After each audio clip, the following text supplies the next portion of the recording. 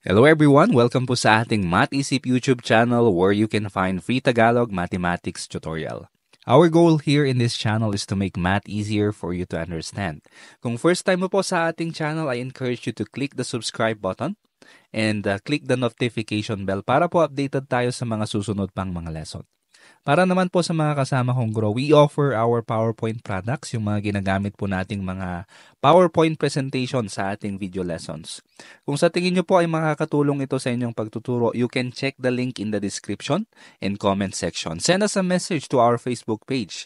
These materials can save your time and these are all editable according to your classroom needs. Okay, so without further ado, let's proceed now with our lesson. Our lesson for today is properties of equality. Our lesson objective for today is to illustrate the properties of equality. Okay, kailangan nyo po itong lesson na ito when it comes to solving algebraic equations using the properties of equality. Okay, so i-review po muna natin ang equation. Okay, we have learned equation in our previous video lesson. Okay, remember, an equation is a mathematical statement that shows the two expressions are equal. Okay? So para po siyang isang balance scale wherein yung left side ay dapat equal siya sa right side para po balance siya. Okay? This is what we call an equation. Alright? Now, let's go to the application in real life. No? Sa court po, in a court of law, justice must be fair and balanced. No? Sa ating batas, dapat po pantay-pantay ang lahat. Walang mahirap, walang mayaman. No? Kaya meron po tayong fina-follow or sinusunod ng mga batas. The justice system follows laws that ensure fairness. Okay? Katulad po sa batas, ganun din po ang equation. In solving equations, we also have laws that ensure fairness when working with numbers. Ang tawag po natin sa mga laws na ito ay properties of equality. Okay? So ano po ba ang properties of equality? The first properties of equality here is the reflexive property of equality. Okay, ano po ba itong reflexive property of equality? For any real numbers A, gagamit po tayo ng illustration. Ganito po yung form niya.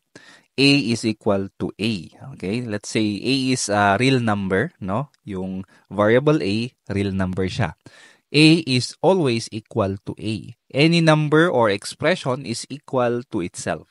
Okay, para po tayong nanalamin, ano? Kung ano po yung nakikita natin sa salamin, yun din po ang nakikita ng iba sa atin. Alright? So, we have here the examples. We have 7 is equal to 7. Okay? What else? 5x is equal to 5x. Okay, ano pa? 2x minus 1 is equal to 2x minus 1. Okay? Ang tawag po natin dito ay reflexive property of equality. Okay, next property is the symmetric property of equality. Okay, ano po ba ito? For any real numbers A and B, if A is equal to B, then B is equal to A. Okay? Any number or expression can be interchanged. Kahit bali-balik ta rin po natin, it will still be the same number. Alright? Katulad po sa isang butterfly. Okay? Kahit po left or right man yan, parehas po yung kanyang design ng kanyang pakpak. Okay? Kahit pagpalitin po natin, parehas pa rin. Kaya po tinatawag itong symmetrical. Okay? Symmetrical design. Now, here are the examples. If x is equal to 7, then 7 is equal to x. Okay? Kahit pagbalik ta rin natin, parehas lang po yan. If 3x is equal to negative 2, then negative 2 is equal to 3x. If 2x plus 3 is equal to 1, then 1 is equal to 2x plus 3. Okay? Ito po ang symmetric property of equality. Okay, the third one here is the transitive property of equality. For any real numbers A, B, and C. So, tatlo po ang involved dito. Okay? If A is equal to B, and B is equal to C, then A is equal to C. Okay?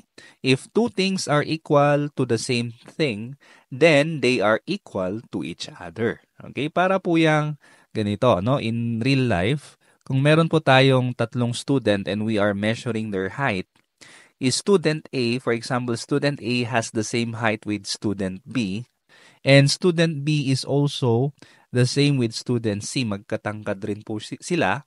Therefore, we can say that student A is the same with student C. Okay? Example, if x plus 5 is equal to y minus 2 and y minus 2 is equal to 6, then x plus 5, yung nauna kanina, is now equal to 6. Okay? Ganun lang po ang transitive property of equality. Okay, next one is substitution property of equality. Okay? For any real numbers a and b, if a is equal to b, then a may be replaced by b or b may be replaced by a without changing the meaning. Okay, so parang yung ginagawa po natin pag nag-evaluate tayo ng algebraic expressions. Nagsasubstitute po tayo ng values doon sa variable. Okay? And katulad din po sa basketball, ano? Naririnig po natin to sa basketball, substitution of players. Nagsiswitch po yung mga players, ano? And hindi po nagbabago yung laro. The game is not changing, no? Katulad po sa equation, if x plus y is equal to 3 and x is equal to 2, we can substitute the value of x doon sa original equation, then 2 plus y is equal to 3. Okay, wala pong nagbago sa equation except yung value ng x. Next one is the addition and subtraction property of equality. Okay, for any real numbers a, b, and c, if a is equal to b, then a plus c is equal to b plus c. Ibig sabihin, kung nag-add po tayo ng number or value dito po sa left side, mag-a-add din po tayo sa right side. So, nag-add po tayo ng C kay A, therefore, mag-a-add din po tayo ng C kay B. Whatever we add on the left side, it should be the same with the right side. Okay? Ganon din po sa subtraction. Okay? Kaya po tinawag itong addition and subtraction. Parehas po yan. So, or we have here A minus C is equal to B minus C. Ibig sabihin kung ano po yung sinubtract natin dito sa left side, ganun din po yung isusubtract natin sa right side para po pantay sila. Okay? You can add or subtract the same number from both sides of an equation. Take note, same number. Okay? Katulad din po sa seesaw, no? Kung ano po yung maidadagdag na tao sa right side, dapat ganun din po yung timbang na maidadagdag sa left side para po pantay sila. Kasi kung magkaibang timbang po ang maidadagdag sa bawat side, hindi na po sila magiging pantay. Hindi na sila equation. Okay, example. If x plus 5 is equal to 8, then x plus 5, if we're going to add negative 5, mag-a-add din po tayo sa other side. Mag-a-add din po tayo ng negative 5. Okay? So, ano pa po? Pwede rin po ang subtraction. Okay? If we have here x plus 5, kung magsusubtract tayo ng 5, magsusubtract din po tayo dito ng 5. Okay, bakit po natin ito ginagawa? You will learn this in solving algebraic equation. Why do we need to subtract or add a number? Para po matanggal yung mga numbers na yan at maiwan po yung variable x. Okay, so that we will know the value of x in solving this equation. Yun po ang purpose nito. Addition and subtraction property of equality. Okay, sa iba po, ang tawag lang nila dito is addition property of equality or APE. Hindi na po nila tinatawag na subtraction. Bakit? Kasi pag nag-a-add tayo ng negative number, parang nagsusubtract na po tayo, no? Ito po yung tinatawag nating additive inverse. Okay, if you want to subtract 5 from 5, we can just add the additive inverse of 5, which is negative 5. Okay, parang parehas lang po siya. Adding a negative number is the same with subtracting the number. Okay, the last property that we're going to discuss is the multiplication and division property of equality. Okay, for any real numbers a, b, and c, if a is equal to b, then ac is equal to bc. Ibig sabihin, a times c is equal to b times c. Whatever we multiply on the left side, we also multiply it on the right side. Okay? Ganun din po sa division. Okay? A divided by c is equal to b divided by c. Alright, kung ano po yung dinivide natin sa left side, ganun din po ang i-divide natin sa right side. Alright, you can multiply or divide both sides of an equation by the same non-zero number. As long as yung i-divide po natin is non-zero number. Okay, yung pang-divide natin is non-zero. Alright, we have here again the same illustration kanina sa addition and subtraction. Para po siyang siso, kung multiply tayo ng tao dito sa kabila, ganun din dapat sa kabila para pantay po yung ating equation.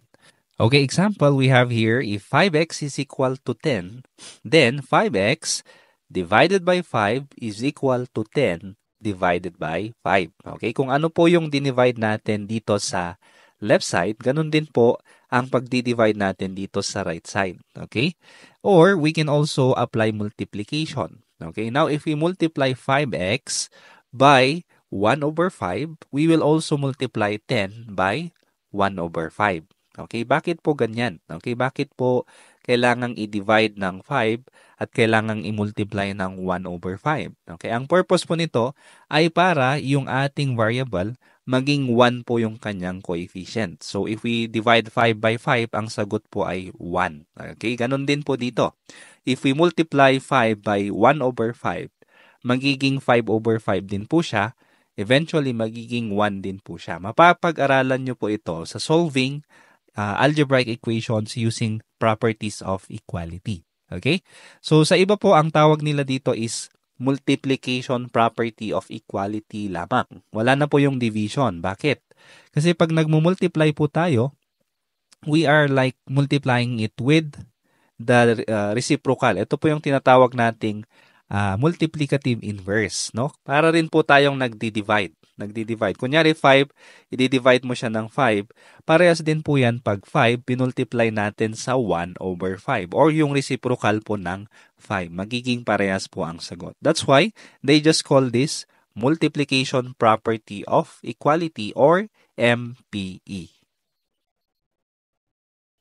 Okay, to test yourself, we have here an activity. You will just identify the property of equality used in the following algebraic equations. Okay, sulat nyo lang po kung anong property of equality ang involved sa mga equations na nandito. Alright, when it comes to addition and subtraction, i-identify nyo po kung addition siya or subtraction. Ganon din po sa multiplication and division. Okay, so I'm going to give you time. You can do this in a separate paper.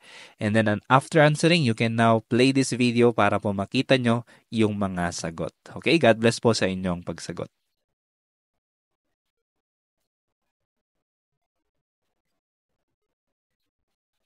Okay, I believe you are now ready to see the answers for our activity. Okay, let me now show you the answers. Okay, for number 1, the answer here is symmetric property. Okay, number 2, transitive property. Number 3, reflexive. Number 4 is substitution. And number 5, subtraction. Number 6, multiplication. Number 7 is addition. And number 8 is symmetric. Number 9 is division. And number 10, substitution. Okay? So I hope nakuha nyo po ang tamang sagot. Okay? Pag meron po kayong hindi pa maintindihan, you can always go back to the video. Alright? So I hope to see you again on the next video. Sa atin pong susunod na lesson, ang magiging topic natin ay solving algebraic equations using the properties of equality. Okay, so thank you for listening. I hope to see you again on the next video. Bye-bye and God bless. Kung meron kang natutunan sa video na ito, please click the subscribe button to support this channel para mas matulungan ulit kita sa mga susunod mo pang math lessons. Lagi mong tatandaan, ang math ay para sa lahat. At ako si Teacher Van, nagsasabing dito sa Math Isip, lamang ang nag-iisip. God bless and see you on the next video. Bye-bye.